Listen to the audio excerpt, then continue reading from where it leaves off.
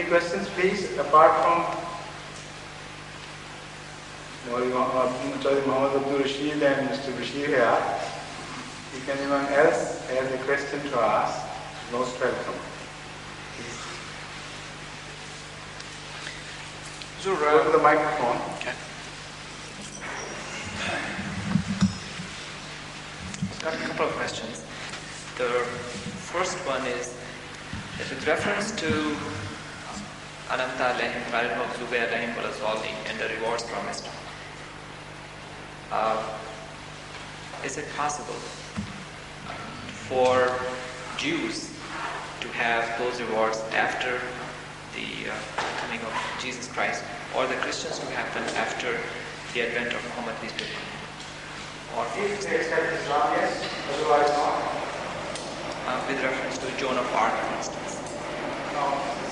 The style of this verse tells that the only way open now for the world is to obey Allah and obey this prophet, the prophet. مَنْ يُطِعِ اللَّهَ وَالرَّسُولَ فَأُولَٰئِكَ مَعَ الَّذِينَ أَنْعَمَ اللَّهُ عَلَيْهِمْ. Only these would be counted among those who have been rewarded previously by Allah. So that is as far as the reward goes. As far as forgiveness and gift from Allah, undeserved gift which is not necessary for anyone to earn. Allah is the owner, proprietor of everything. He is the possessor. So nobody can stop him from that. Moreover, this verse is applicable only to those who are in a capacity or in a position to obey Allah and to obey Ahmad sallallahu alaihi wasallam. Those people who are not in a capacity, for instance, who have never heard of it, or they were never given chance to be convinced if they ever heard of it, they are exempt from this because other verses in the Holy Quran apply to them. So it does not mean that they cannot be treated as salihin, because the Holy Quran tells us that there are others among Christians who are very pious people, and also there are very good people among the Jews, and Salihin also are such as are good in the eyes of Allah. So that means that there are many other religions, there are good people everywhere. So there is no monopoly to goodness in Islam. If somebody believes that, that is Mullahism, that is not the Holy Quran's teaching. But the Holy Quran tells us that if somebody is in a position, fortunate enough, to accept Ahmad sallallahu alaihi wasallam, and he does not try to oppose him through illogical attitude, that is also understood. If somebody takes a stupid stance and a bigoted stance or illogical stance, then he is responsible. But if this is a precondition, this is understood. A man is normal, he behaves like a muttaqi, that is, he has a fear of Allah, and before taking his decisions, as far as he goes, he is quite right. Then if he sees, he finds an opportunity of accepting Ahmad sallallahu alaihi wasallam, he will positively do that.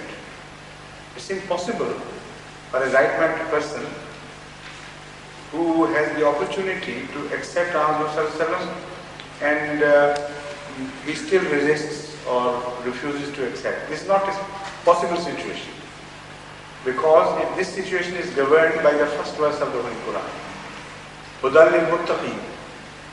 So Muttaqeen here means the right-minded person who is rightly inclined. This is the very first definition of Muttaqeen. If such a person receives the message of the Holy Quran and Ahmad sallallahu alaihi wasallam, he would definitely accept it, because it's a promise in the very first verse of the Holy Quran that he will definitely be guided. Also in other places there is such promise. Allazina jahadu fina lanahdiyannahum subulana. Those who genuinely try to seek our ways, we will definitely lead them to the righteousness. Positively, there's such a strong promise, Lanahiyannahum Subulana. So, guided by these verses, the situation which I can conceive is this, that any right-minded person who receives the message of the Holy Quran does definitely accept it. So he falls under that category which you mentioned, or which I mentioned perhaps. Ulaika ma'allazina an'ama Allahu alayhim minan nabiyyin was-siddiqin wash-shuhada. That was the first question. So those who do not have that opportunity, to those this verse will not apply, because that will be very unjust on the part of Allah. The concept of Allah we have is not at all unjust. He is extremely merciful and forgiving and forbearing. So for such people, there are other verses, and they are very clearly applicable to them.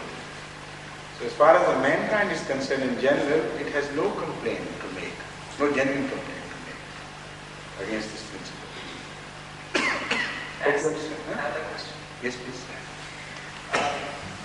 The cycle of Adam is described to be close to 7,000 years, and Hazrat Muhammad was born so roughly around 5,000 years afterwards. And the life of Earth is estimated to be 50,000 of the life as it exists, and there are mentions that there probably were other Adams who preceded.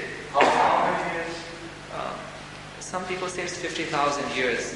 The human race has existed on Earth. Probably has existed many 100,000 years before. Not 50,000, many 100,000 years. It's more than a few 100,000 years. There were references, amongst us, I think I read Ibn Arabi, who said that there were other Adams who preceded this. Is that cycle repeated in each Adam's generation of having a Muhammad peace be upon him or No, it's not possible. Because the history is conserved and preserved. The history of mankind is discernible by the marks it has left behind. And that history tells us that there is a constant evolution of consciousness, behavior, discipline, and refinement of the human character. It's a continuous evolution despite many historical setbacks here and there and many pitfalls, yet the overall trend is upwards. So for this 1,000 years, 7,000 years, the peak reached at the time of Hazrat Muhammad Mustafa Sallallahu Alaihi Wasallam. So any earlier period as such is inferior to this period because it's lagging behind in time. So none like him could have ever appeared. It's impossible. And because during his time the ultimate purpose of religion is to be achieved in the culmination of the entire mankind accepting one religion. That is, a full circle will be completed. Man started in religion with one God without any division or schism or factions. When the first revelation was made, they were all one together under one God. There is one Tawheed, one Kaaba, one everything. And then diversification took place according to the Holy Quran. It went on and on. And ultimately, in a much bigger way, mankind would be brought together, but not so easily as that in the first place, but after a very great sacrifice and human effort under the banner of Muhammad Sallallahu Alaihi Wasallam. So we started our journey from Khana Kaaba. Mankind would end up its journey at Khana Kaaba. Once that ultimate purpose is achieved, then if the mankind chooses to go astray once again, it will be rejected. No other prophet would come there to save it. Because once the object is achieved, and that nema, that is that great boon from Allah, has been rejected ultimately, then Allah would reject the mankind. So a new creation would be necessary, and this is what the Holy Quran tells us. A new creation will come into being. So what that would be, we don't know. What sort of comparison is to be made, we are not concerned, because it doesn't concern human beings anyway.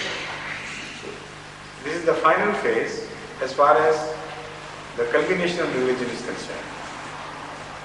And a full circle will be made during Ahmadiyya, because we are no separate phenomena from the phenomena of Islam, of course. We are the culmination of Islam. So once it has been done, then we will have finished our purpose. And whatever may happen to mankind, we don't know, and we are not concerned. Yes, one last question. This time you have to take permission from Mr. Muhammad Abdul Rashid. That's right. We're getting very restive about it. Yes, yes. You already know? He said it's fine, but I can. He said that? Yeah, I saw it. I can ask the question. But how did you know? This is the first time you have come. You were pointing towards the side, you know. So I Very realized. that you to understand this. Everyone else knows from experience, and it's your first experience, and you immediately realize that there is someone. He looks anxious to ask questions. Final question I want to ask is the prophecy and the promise that Ahmadiyyat will spread, hopefully, inshallah, within less than 300 years, and they're already past 100 years. And the scientists, as they project the nuclear warfare is going to be so devastating. Is that to say that it will be something like Noah's time? Something like? Noah's time, that has a Noah Islam, that very few will survive. You have to determine what that time was. Maybe your conception of Noah's time is entirely wrong. Unless you describe Noah's time, I can't say whether it is going to be repeated or not. What was Noah's time? My understanding is that at that time, mankind sort of rejected the commandments. The entire mankind, China as well. Apparently, the history, whatever I can understand, Russia and Australia and other continents. maybe the life was not that widespread at that time. Huh? Maybe the life was not widespread, but there's mention of the ark and that thing even in America and Europe and places. The point is, the history of the last 6,000 years is very well known and preserved in nature. And it's impossible for things to have happened, to have gone completely out of human knowledge, and to have disappeared so completely as not to have left any trace.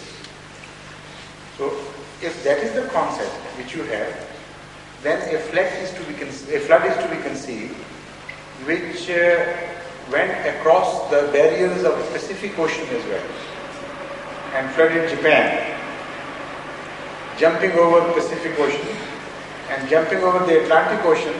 It also flooded America, or from both sides, if perhaps America was inundated.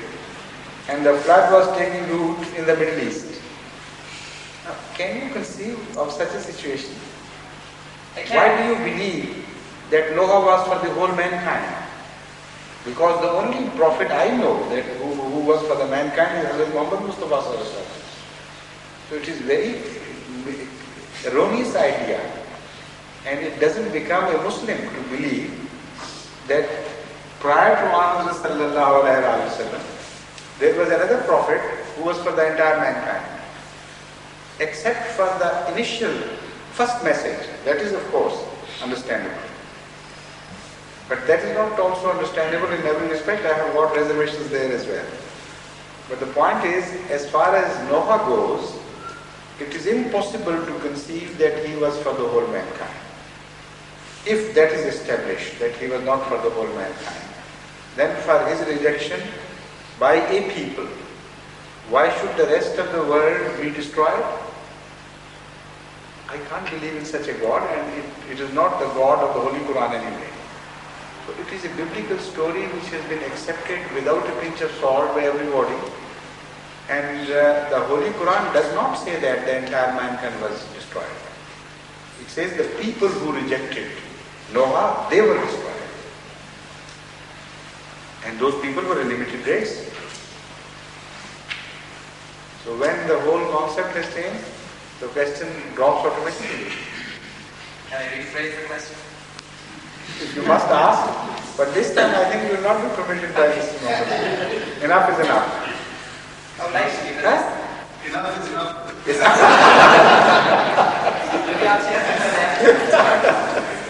Could I ask I was missing 3 days, so could I have permission for 4 questions, please? 4 questions? Yeah, my wife was not well serviced.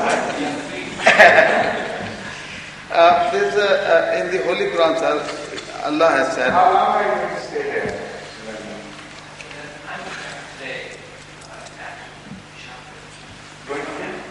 No, I mean, you are here doing it. Yeah, till Sunday. So you will have another opportunity to come and ask questions or no? I know I have to do the brother-in-law leave. So you have to be... Yeah, he can have it, please. Yeah, come on. No, I have one question. One Then. question, please. And then we... Thank you very much. Yeah, thank you. In the Holy Quran, Allah has said, "Inna Allah astafa Adam wa Nuhan wa ala Ibrahim wa ala Imran alal alamin."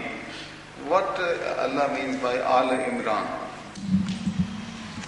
Yes, that's right. Ali Imran is the father of Hazrat Maryam.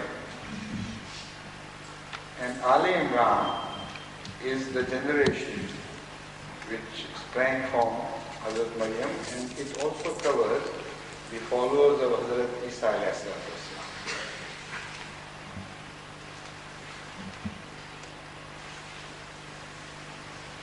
I thought there was linked with Hazrat Muhammad Mustafa sallallahu alaihi wasallam. Imran? Al Imran means to belong, you know. What? One with Uzmat, with What? Imran. I was taking the word in meaning, I know. अल्लाह ने आदम, नूह और इब्राहिम के खानदान और इमरान के खानदान को यकीनन सब जानों पर फजीलत दी है. So I was thinking it's refers to Hazrat Muhammad Mustafa sallallahu alaihi wasallam. To whose family he belonged? I don't know, sir. Will you explain? No, you know that, don't you? Was he not a descendant of Hazrat Ibrahim alayhi salatu wasalam? Yes. So, where is he based? No, again, I thought that was the issue coming from Hazrat Ibrahim, and then Ali Imran was an issue again from Hazrat Ibrahim. The point is, when you said where is the mention of Ahmad sallallahu alaihi wasallam, he is mentioned under Ali Ibrahim. And in fact, the very best, the highest of Ali Ibrahim was Ahmad sallallahu alaihi wasallam. So this is why in Durood Sharif, he is connected with Hazrat Ibrahim alayhi salatu wasalam. Kama sallaita ala Ibrahim wa ala Ali Ibrahim. That's Ali Ibrahim culminates in Huzur Akram sallallahu alaihi wasallam, and a new Durood begins from there because then he exceeded the previous one. So this is why this Durood mentions the name of Hazrat Ibrahim alayhi salatu wasalam as well. Sir, could I just clear myself? On this one, sir, Please do make yourself clear. when we say Ali Ibrahim, we include Yehudi as well. Why should we send Durood to them? Ali Ibrahim, they are included in We the don't send Durood to them. We say Kama Sallaita. That's the past tense. It is not Salli ala Ali Ibrahim. It is Kama Sallaita, as you sent Durood to them, that is, those among them who were pious, who deserved your blessings. After all, Ali Ibrahim was not rejected from the start, Mauzubillah min zalik. You are a continuation of the same Ali. This is why he is called Abul Anbiya. From then on, the mainstream of prophethood followed his progeny. So his descendants were blessed by Allah. And until Ali Imran, the blessing followed a certain line. And it finished there. It reappeared in the form of Hazrat Muhammad Mustafa Sallallahu Alaihi Wasallam, forever to continue. This is why Saleh, that is the prayer, is made from then on for Ahmad Sallallahu Alaihi Wasallam and his followers. And Abraham is mentioned in the past, and his followers are mentioned in the past. The verse we have quoted tells us the end of that line, which was ultimately non-productive. It finished at Al Imran, and that was that. The line of Ahmad Sallallahu Alaihi Wasallam is a different time. It started from Ibrahim and Ismail and then ended up in Ahmad Sallallahu Alaihi Wasallam and took a new route there. Sprouted from there as a new tree. Much better, much grander, and much higher in grandeur and its fruitfulness and its beneficence for the mankind in every respect, of course. But you are mixing things up. That line was left there because it did not continue further.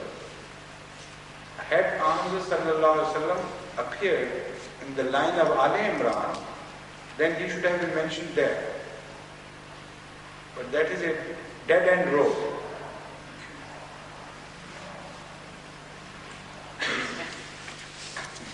Thank him.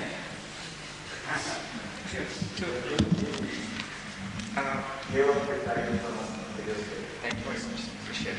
Jazakallah. Going back to my question. According to the estimates, as we read, at least in the United States, that it's going to be a very devastating war if it happens. And have you seen the picture? Yeah, I did. It was terrible. With that in mind, if their estimates are true, and then on the other hand we have the prophecy that Islam will spread and Ahmadiyyat will spread, would that lead us to believe that there will be substantial survivors? Because there will be. Again, it's like a question about Noah. That's why America is destroyed, not the whole kind, mankind is destroyed along with it.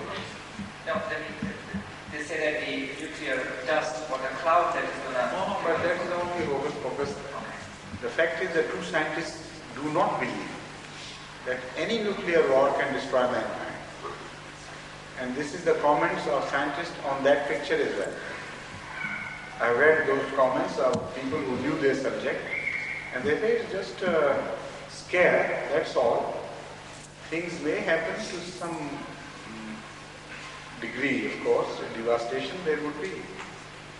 But it would be limited, not only that other parts of mankind would be saved, but many parts of America will also be saved. Even in the most modern nuclear warfare, it is inconceivable that the entire American continent is made uninhabitable. And the whole race of mankind is killed and destroyed forever. This is not what is going to happen.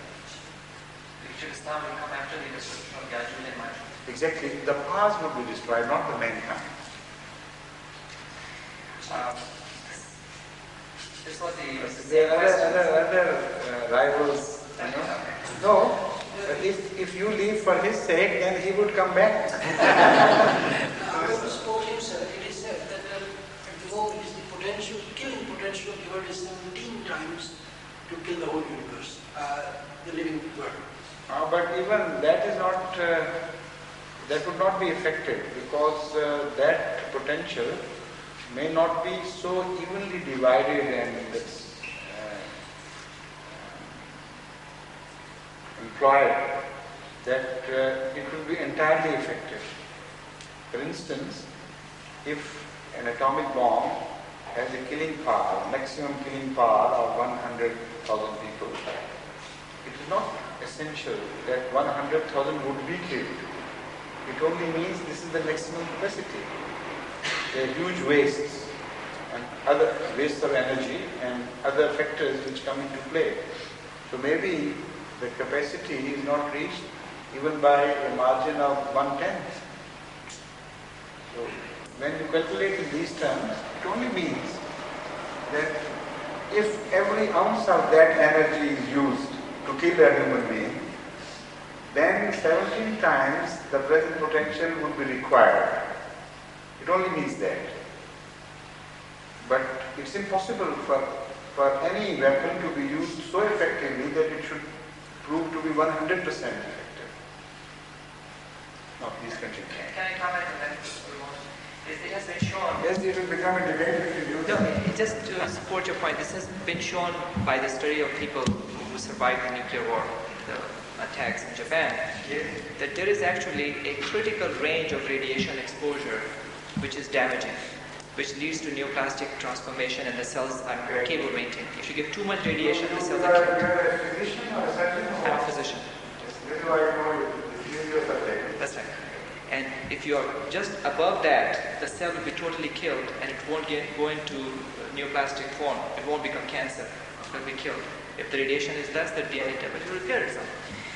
So one last question is I think it has been asked, I just wanted to get clarified, is the idea about state and church in Islam compared with the earlier times of Muhammad sallallahu alaihi wasallam and his prophets as versus in these times.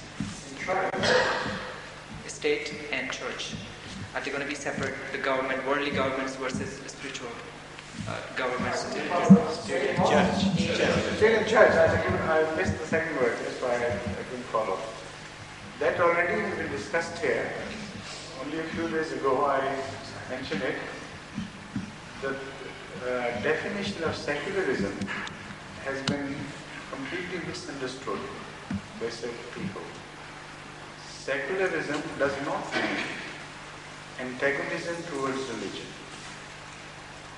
If that is what is meant, then we are not for secularism at all.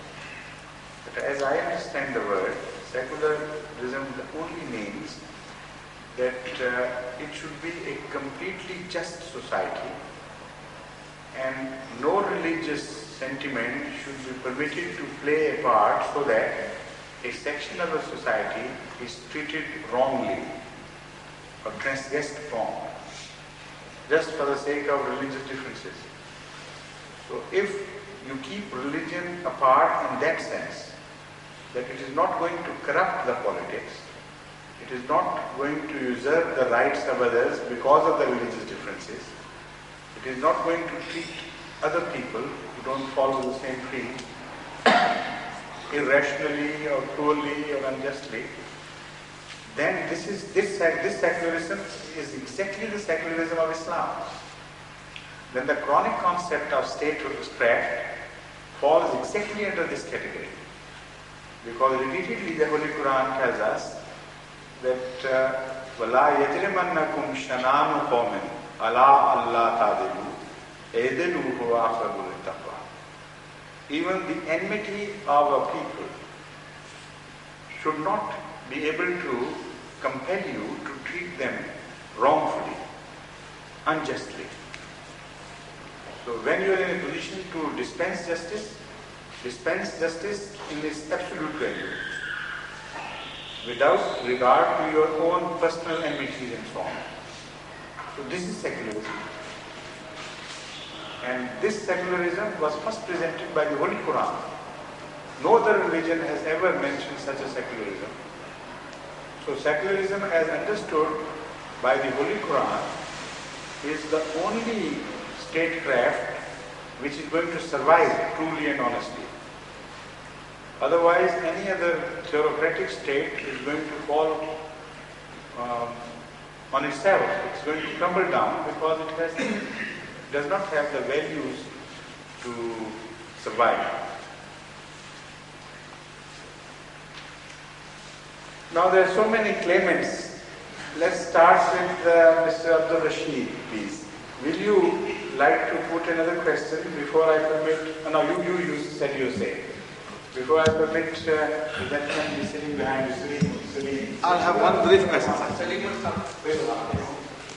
I have brief questions, sir. I'll come back tomorrow for the others. This is, we know, sir, about Hazrat Muhammad Mustafa sallallahu alaihi wasallam. وَمَا يَنْتَقُ عَنِ الْهَوَىٰ إِنْ هُوَ إِلَّا وَحْيٌ يُوحَىٰ. إِلَّا وَحْيٌ يُوحَىٰ. And he is Afzalur Rusul, sir. We know. Now there is hadith which worried me a little bit when I read that. This is from Tirmidhi. Hazrat Muhammad Mustafa sallallahu alaihi wasallam ने फरमाया, जिसने कहा कि मोहम्मद मुस्तफ़ा सल्लल्लाहु अलैहि वसल्लम हजरत यूनुस अलैहिस्सलाम से बेहतर हैं, उसने झूठ बोला. I don't understand really. In fact, I don't know the translation, how far this translation is correct, but the version of this hadith, which I remember, is different. Hazrat sallallahu alaihi wasallam said, "La tufaddiluni ala Yunus ibn Matta." Don't declare me to be superior to Yunus ibn Matta. That is the prophet of the way. Now, why it happened, that I have also quoted in Harfina Sahana. That shows the attitude of Islam towards the sensibilities of other religions. Islam does not claim that people should have regard to your sentiments and you have the superior right of injuring others. On the contrary, Islam says that you are made for sacrifice. Even if your sensibilities are injured and ill-treated, you should give way to others' sensitivities and do not injure them. Have regard to them, even if you do not have to speak the whole truth. It is not a negation of a fact. It is abstention from speaking something out. Now, I will further explain and then you will understand. Hazrat sallallahu alaihi wasallam was approached by some people and it was complained against some Muslims that they hurt us when they claim that you are superior to our prophet Jonah. And they say it so exultingly that our feelings are hurt. So Hazrat sallallahu alaihi wasallam was deeply annoyed, despite the fact that he knew he was better. He said, "This is no manner of culture which you are adopting. I have given you a very fine culture of understanding, of looking after others' sensibilities and their sensitivities and to have regard for their sentiments. So you are behaving like uncultured people. Why do you have to say that?" Now this is a situation which is better understood by ordinary people through some other illustrations. If somebody has got only one eye, is it not a truth to call him a one-eyed person? Huh? Yes. Is it not a truth to say that, look here, I have two eyes and you have one eye? If some child behaves like that stupidly, will not the parents punish him and say, look here, you have never to repeat this to hurt him? He's hurt. Despite the fact that you are telling the truth. You have two eyes and that gentleman has one eye, but we had absolutely no right to exert on this and say that in a sense of superiority that, look here, I am much better, I have two eyes and you have one eye. And some stupid people say, we have a habit of telling the truth. We can't abstain from telling the truth. This is not so. They should say that we have some beastly habits which are inhuman.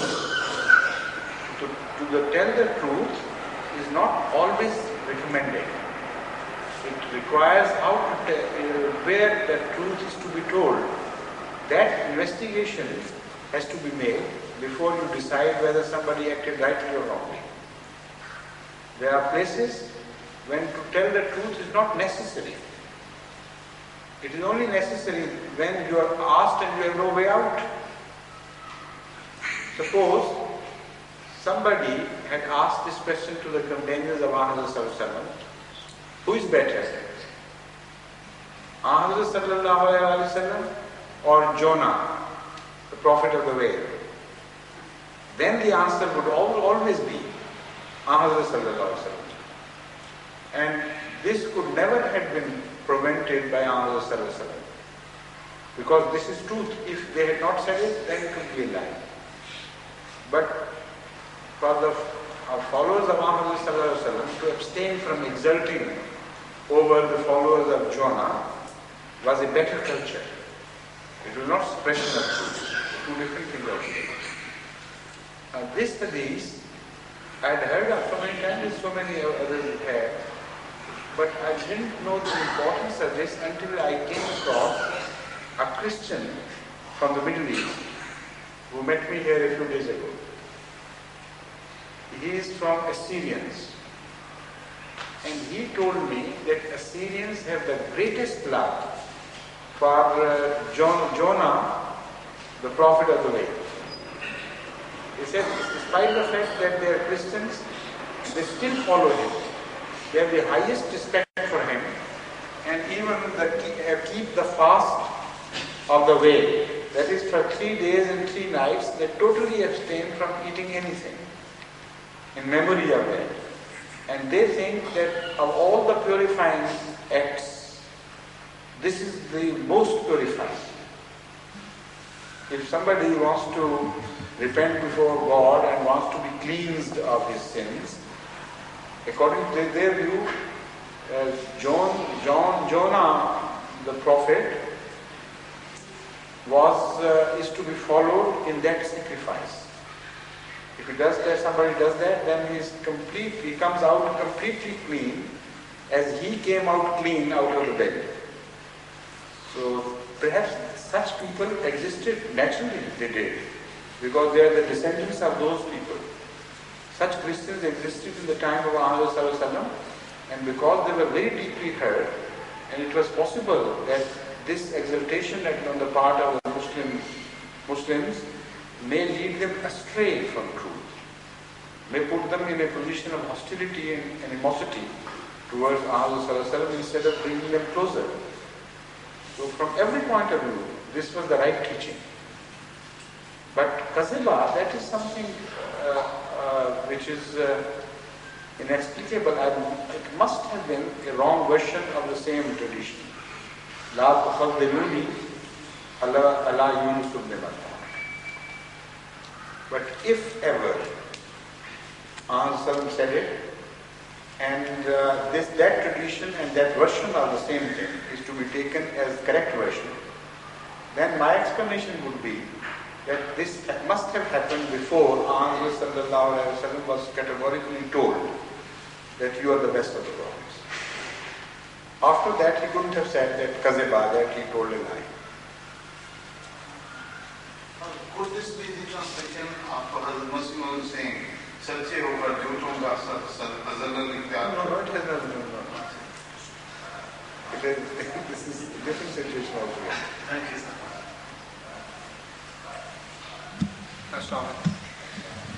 Huzur, we are expected to be rahmat for all the universe and rahmatul lil alameen. You are expected to be the follower of Allah. We are expected to be rahmat for by following him. You are expected to happen. Say that. Yes. By being the followers. Being the followers. And whatever he did. If we are confronted with insects and snakes, like these creatures, for example, an insect, scorpions and this, if an insect is going to hurt me and I kill it, apparently it was going to harm me. But actually, if it was alive, it would not harm me. So, how far I am from this rahmat? That means I came across a gentleman who actually acted exactly as you you have proposed. He said that he doesn't kill a snake or a wasp or a scorpion or any such insect because it's criminal, it's unholy to kill life. So I'm Rahmat. So I asked him if he spared a snake and that snake killed a man, for whom would he be Rahmat then? Higher values are higher values. They are not sacrificed for the sake of lower values. So a potent danger will always remain a potent danger. So to remove a potent danger for the sake of a higher value is not a negation of your being Rahmat. It is a proof of your being Rahmat. And wisely so. Rahmat could be conceived in a very stupid manner and in a wise manner as well. So Rasul sallallahu alaihi wasallam is Rahmat in a wise manner. Not like a sentimental nincompoop who can't take a firm action against anybody. That is no Rahmat at all. That is incapability. So you should behave like he did. He sometimes punished others. In wars he killed.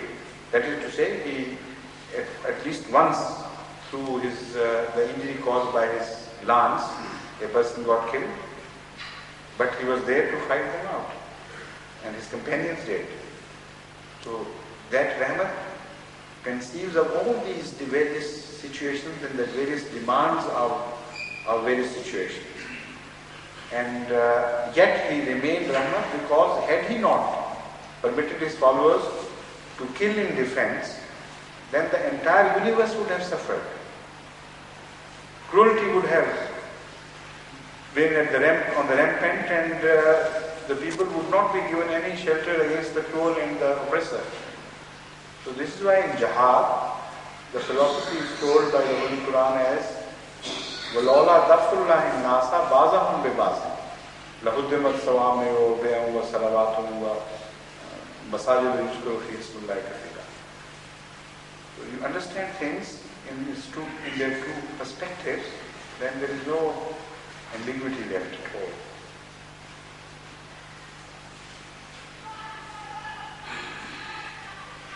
So a question or adhan? No, you can ask your remaining questions. You don't have to come tomorrow unless you wish anyway to come. This is for the interest of only a select group. This question pertains to probably a select group, basically the physicians, per se. Sometimes we are confronted with a situation where we have to deal with a problem which goes against, especially living in the United States, I would say, against our values. And it becomes very hard at that time to keep your feelings separate from your performance. Could you suggest what one should do or how to deal with it? Okay. For instance, we come across patients who are homosexuals, male homosexuals. And at that point, do I or should I engage in telling them that this probably is not the right practice? I do have the opportunity. I'm seeing them. Actually, what stands in your way of telling them that it is wrong for them, it is ultimately wrong for the whole society and things. I mean, what prevents you from doing that? The repercussions of that, in the sense that we are taught that your personal feeling, because in that liberal society, that is not looked upon by a lot of people. Personal feeling, you may abstain, but you have yourself established that it is not a personal feeling. You are convinced that the thing is bad for your patient, and there you have your duties as a physician. And those duties should be discharged whether the patient likes your opinion or not. For instance, here in this society, people, the doctors, professionals, tell a patient that you are suffering from that incurable disease, if he does, without any regard to the fear or that is created by that information, or hopelessness that is caused by such an information. In our country, the doctors abstain from saying that. They keep them living on hope. But here it is supposed to be a matter of principle. If you know the truth, as a physician or as a surgeon, it is understood that it is your duty, moral obligation, to tell the truth to your patient. If anything is injurious to him, that also is told to him. So that falls under that category. But if a patient comes to you in a different capacity altogether, and it has nothing to do with his personal violence, and you are not directly concerned with that situation, then you have no business. Only you have to preach against such evils in the society generally speaking, but not as a doctor. As a human being, as Mr. Salim perhaps. You're Salim, aren't you? Some Salim. Mahmood, no? Khalid Mahmood. Yeah, Salim is my father. Salim is your father, but you're not called Salim as well? Well, Khalid Mahmood. That's right. One other in the same vein is sometimes we are dealing with an old patient. Your apologies to you. Thank you.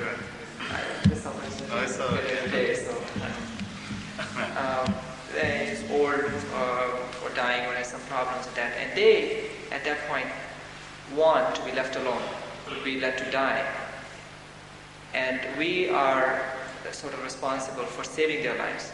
How aggressive can we be without compromising our conscience and their conscience? You are not responsible for saving people's lives without their consent.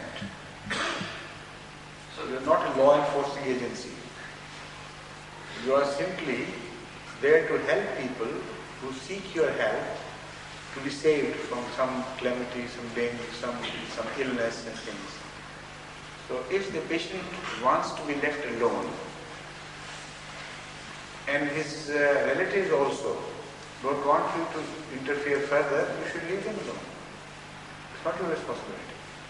We should respect their right Of course, to die. they are the proprietor of their own values and their lives and everything. And if somebody says, no, we want to return home and we want our patient to die in peace, let them decide.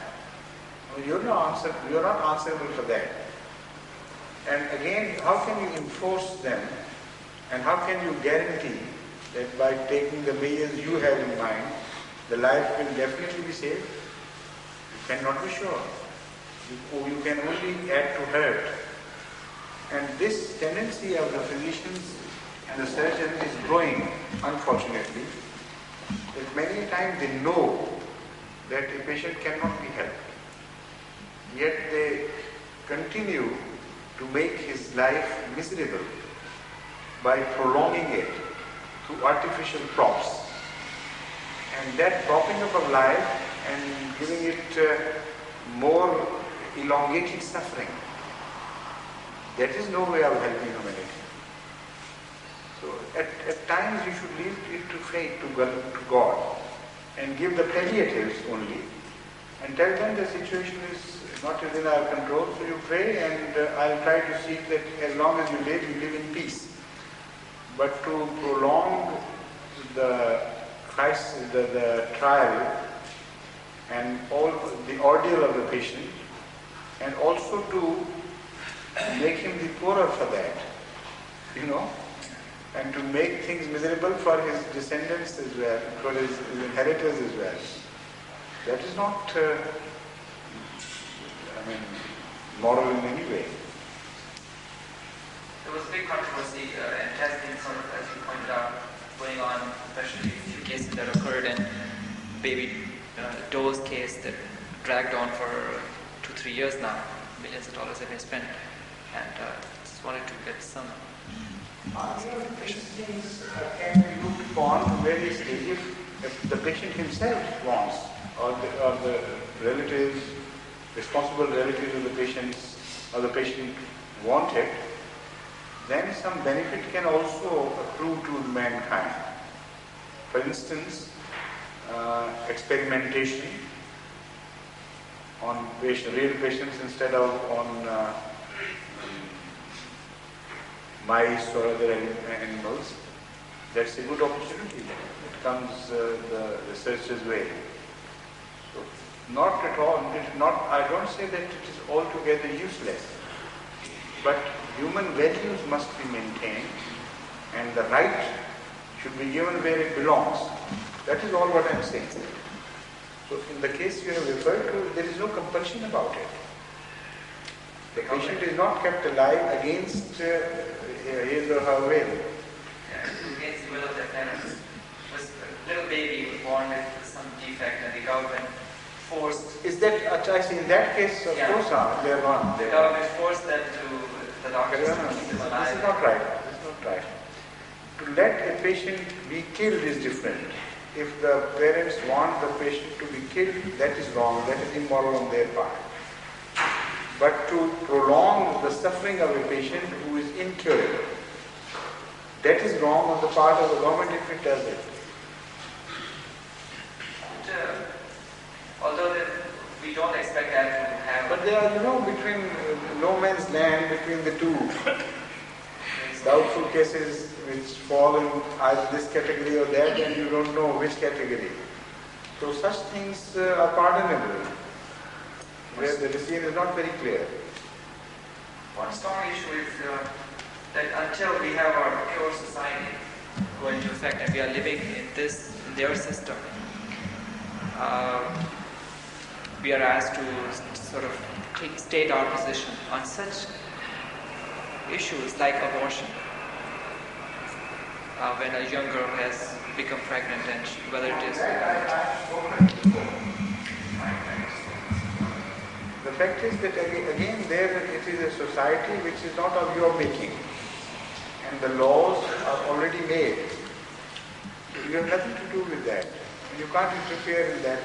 You have to follow the law of the land and avoid active participation in crime. That is all you can do. So things are not in your control anyway. Should support that movement, or no, you don't have to do anything. Just give a good word of advice, that's all. So I think time for Azan, please. Somebody should say